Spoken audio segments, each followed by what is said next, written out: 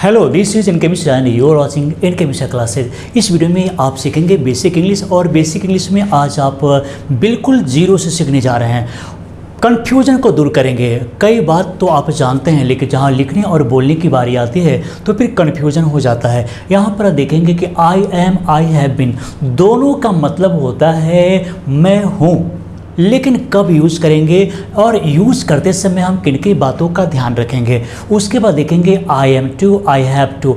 अब इन दोनों में का हम यूज़ जब करेंगे तो किन बातों का ध्यान रखेंगे, ज़रूरी है। कई लोग इसमें कंफ्यूज हो जाते हैं। उसके बाद आई वॉज और आई हैड में क्या अंतर है, हम कैसे यूज़ करेंगे। आई हैव और आई कीप, दोनों का मतलब होता है मैं रखता हूँ, लेकिन कैसे रखता हूँ, क्या रखता हूँ, क्या क्या होना चाहिए, इन बातों को हम एक एक करके आपको सिखाने जा रहे हैं। छोटी छोटी बात है लेकिन बहुत मोटी बात है, बहुत बड़ी मीनिंग रखता है, बड़ी सेंस रखता है। तो ज़रूरी है कि आप इस वीडियो को सही से देखने का प्रयास कीजिए, क्योंकि इसके बाद हम आपसे क्वेश्चन भी करने जा रहे हैं। तो ज़रूरी है कि आप मेरे साथ बने रहिए।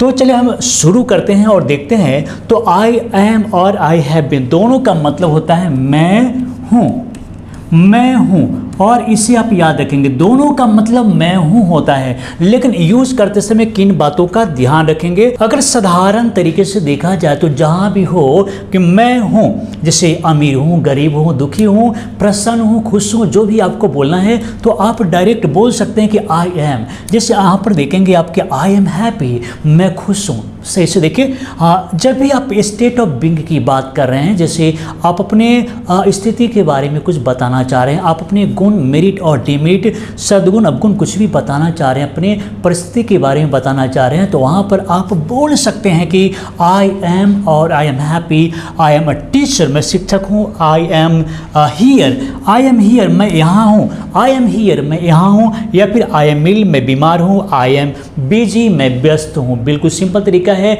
इसे समझने का। लेकिन आप वही चीज़ यहाँ पर भी देख लीजिए, जैसे आई हैव बीन हैप्पी, इसका मतलब भी है कि खुश हूँ, मैं खुश हूँ। लेकिन उसके बाद क्या है कि आपको ये याद रखना पड़ेगा कि जब भी आप सिंस और फॉर का यूज़ करने वाली बात आ रही है, या फिर आप कोई भी परिस्थिति को बता रहे हैं कि पास्ट से ही काम चल रहा है, पास्ट से ही कोई परिस्थिति को आप एक्सप्रेस कर रहे हैं। मान लीजिए मैं खुश हूँ, सवेरे से खुश हूँ, मैं सुबह से खुश हूँ, का मतलब है खुश रहने की जो बात है मॉर्निंग से है।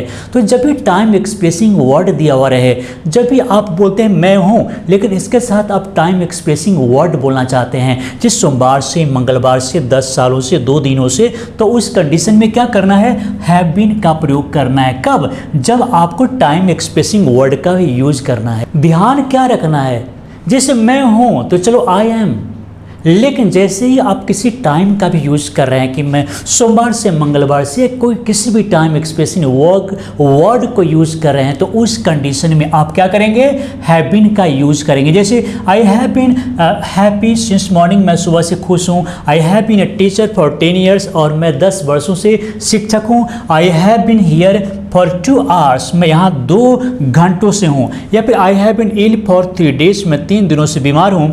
आई have been busy for some days, और मैं कुछ दिनों से बिजी हूँ। तो यहाँ पर क्या करना है, आप टाइम एक्सप्रेसिंग वर्ड का यूज करेंगे तो आई हैव बीन, और सिर्फ अगर आप परिस्थिति को बताएंगे, स्टेट ऑफ बीइंग के बारे में बताएंगे, तो आई एम का प्रयोग होगा। तो उसी प्रकार हम देखते हैं यहाँ पर कि आई एम टू और आई हैव टू में क्या अंतर है।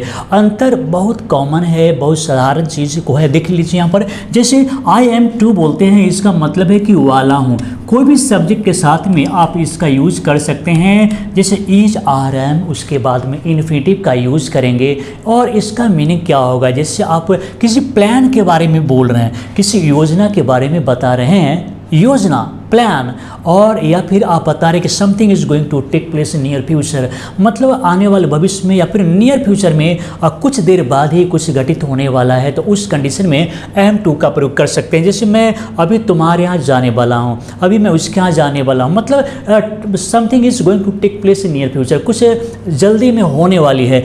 तो यहाँ पर क्या करेंगे, जैसे इससे पहले देख लेते हैं दोनों में क्या अंतर है, सिमिलरिटी क्या है। जैसे I am to leave for Mumbai, मैं मुंबई जाने वाला हूँ, का मतलब है कि नियर फ्यूचर में हम जाने वाले हैं। I am to meet him tomorrow, मैं उससे कल मिलने वाला हूँ।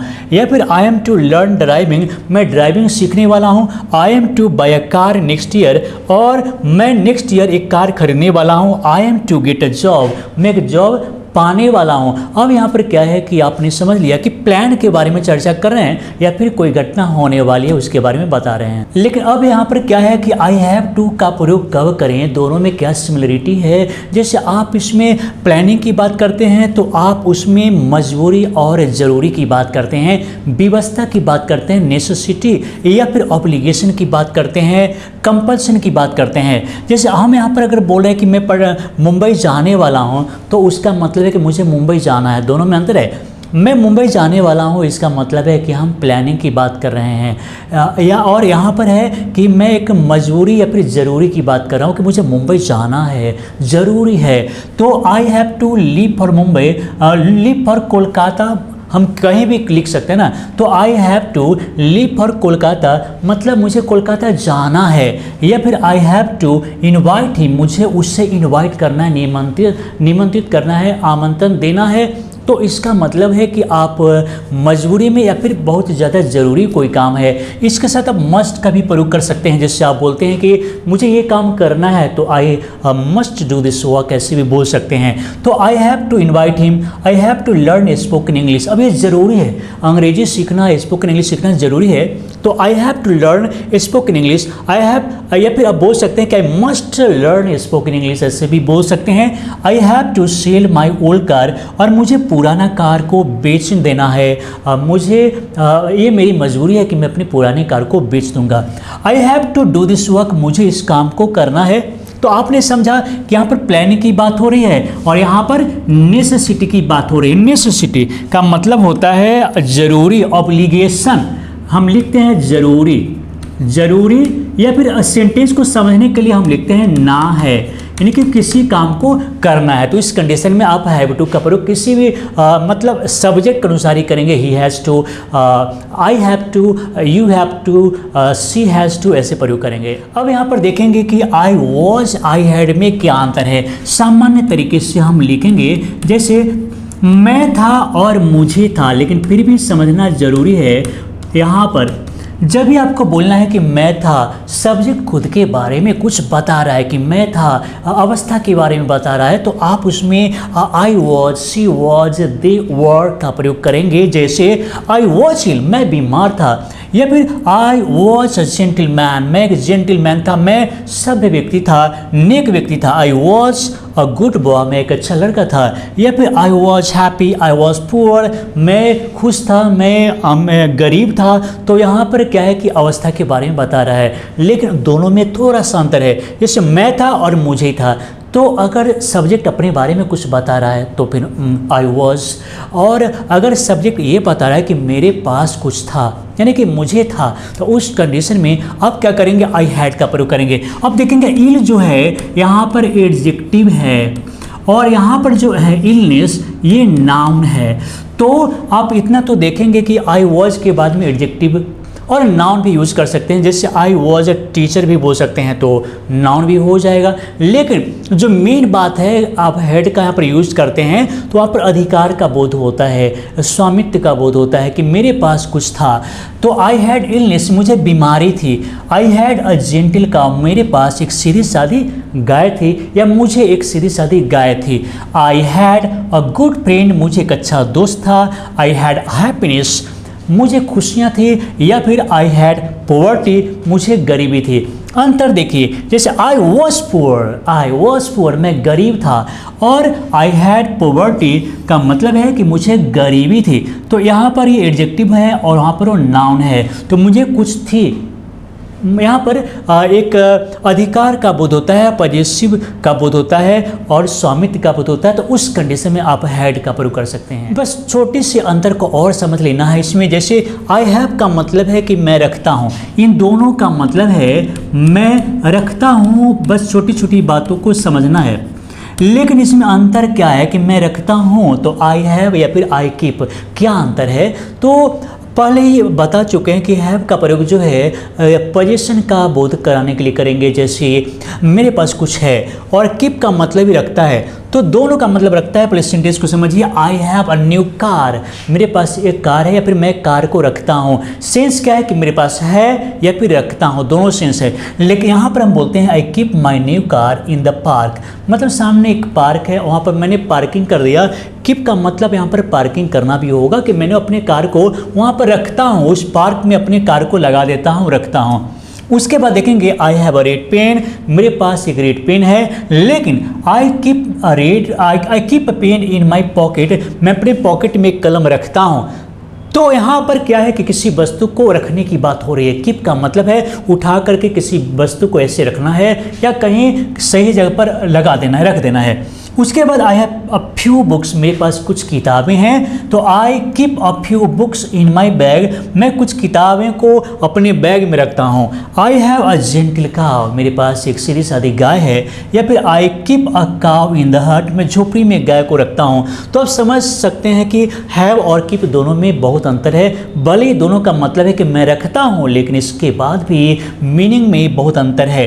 तो I have a new shirt, मुझे एक न्यू शर्ट है। आई keep a shirt in the box, और मैं बॉक्स में अपने शर्ट को रखता हूँ। तो आप समझ गए होंगे कि आई हैव का मतलब है पोजीशन, अधिकार, और इसका मतलब है किसी चीज़ को किसी स्थान पर रख देना। यहाँ पर भी समझना जरूरी है, जैसे आई नो हाउ या फिर आई नो हाउ टू, दोनों सेम जैसा लगता है, यूज़ करने में अंतर है, इसे समझ लीजिए। जैसे I know how you behave, अब यहाँ पर जो हाउ है इसका मतलब है तरीका, तरीका यानी कि किस तरीके से तुम बिहेव करते हो वो बात है। जैसे I know how you behave, तुम किस तरीके से पेश आते हो, मैं जानता, मुझे पता है कि तुम पेश कैसे आते हो किसी के साथ में।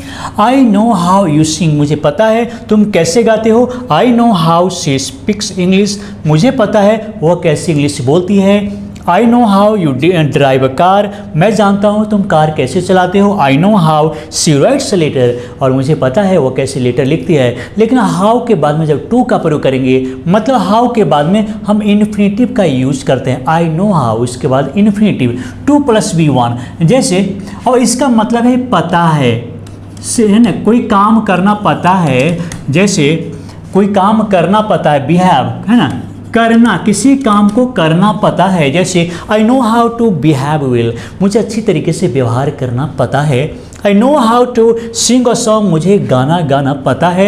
या फिर I know how to speak English, मुझे अंग्रेजी बोलना पता है या फिर जानता हूँ। I know how to drive a car, मुझे कार चलाने आता है। या फिर I know how to write a letter, मुझे पत्र लिखने आता है। तो आप क्या करेंगे, हाउ का मतलब यहाँ पर है किसी काम को करने का तरीका या कोई भी एक्टिविटीज़ का तरीका, और आई नो हाउ टू का मतलब है कि आपको कोई काम करने आता है। तो अब बारी है आपसे सवाल करने की। आप देखेंगे कि आज का क्वेश्चन है, मैं कई वर्षों से बिहार में हूँ, मैं कई वर्षों से बिहार में हूँ। तो इससे आप इंग्लिश में कैसे बोलेंगे, ज़रूरी है हम देखते हैं कि आप कैसे लिखेंगे। हम हिंट्स दे सकते हैं, जैसे मैं हूँ, और जैसे ही टाइम एक्सप्रेसिंग वर्ड लिखा रहे, जैसे कई वर्षों से तो ये टाइम एक्सप्रेसिंग वर्ड है, तो इसमें क्या करेंगे, आई एम नहीं होगा बल्कि आई हैव बीन होगा। तो हम आपको हिंट्स दे रहे हैं। तो अभी आप कमेंट बॉक्स में लिख के जवाब ज़रूर दीजिए, क्योंकि आप जब भी कमेंट करते हैं तो हम आपका नाम याद रखते हैं। सबसे बड़ी विशेषता है